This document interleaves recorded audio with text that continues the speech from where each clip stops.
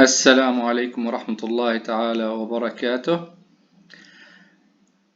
In this video, we are going to learn how to write a summary of a chart. So let's start. We have this task, which is taken from your skills book, page 9, activity 4. We have the second option. The task consists of writing a summary for the following pie charts. As you can see, we have two pie charts. The first one is for boys, the second one is for girls, and the title is the most popular media courses in Oman in 2018. Actually, this date doesn't affect the present simple tense that should be used in the summary, because we are describing the findings of a research. So these findings are like facts that should be described using the present simple. And as it was explained in a previous video, a chart summary consists of 3 paragraphs. Paragraph number 1 is the introduction. Paragraph number 2 is the body, and paragraph number 3 is the conclusion. Let's focus on the introduction. In the introduction, we should have an introductory sentence, which is directly deduced from the title. So here we can say the charts show the most popular media courses in Oman in 2018. Then the other main trends in the chart are the most popular. As you can see here, for boys, we have this percentage is the highest. Also for girls, this percentage is the highest. And we can say overall and have the first trend, which is about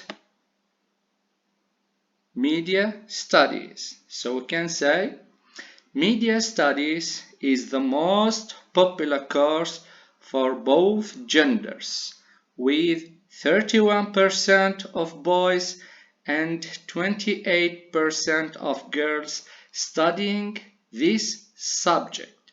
Then the second trend, we should here find the least popular. So we have here 9%, and here we have 10%, which they represent communication studies. So we can say the least popular course is communication studies, with only 9% of boys and 10% of girls studying this subject. Good. This is the introduction, and it is done in a good way. Then let's move on to the body. Concerning the body, we should describe the charts in more details by highlighting significant results, similarities, and differences. So let's look here in some similarities. We can find this is 18% and 17%, which they represent public relations. So we can say public relations is also studied fairly equally by both boys and girls, with 17% and 18% respectively studying this subject. Then we can search the most significant difference. We can see here for girls we have 22%, whereas within boys we have only 12%.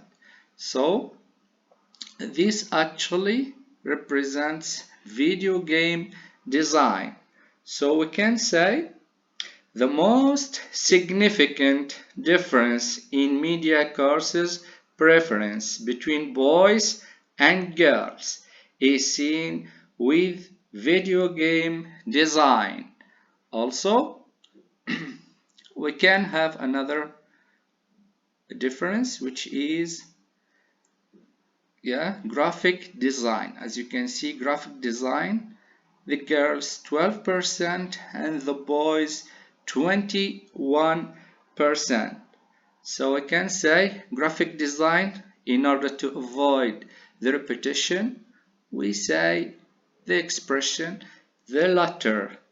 The latter is more popular with boys than girls, with 21% here of boys studying it compared with only 12% of girls.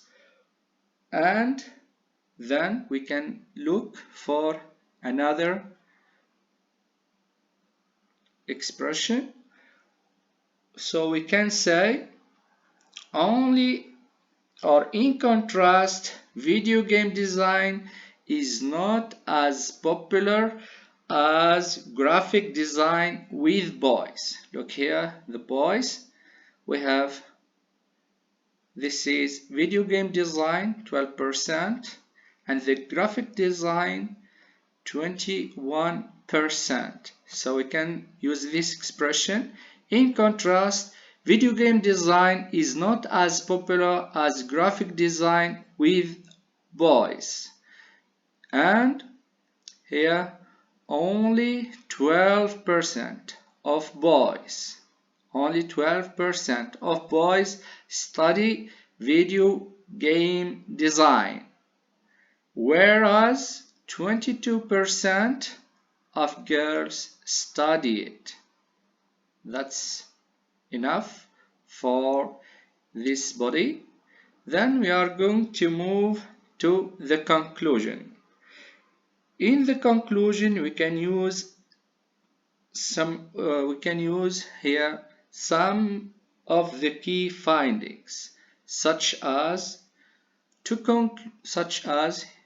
we can include these both here findings, which they represent photojournalism. So we can say, to conclude, photojournalism is studied equally by boys and girls, with 10% of each gender group. Another sentence, we can just copy this sentence from the body. The most significant difference in media courses preferences between boys and girls is seen with video game design and graphic design. In this way, we managed to write a summary for this graph. Thank you for watching. I hope that you benefited from this training. See you soon and goodbye.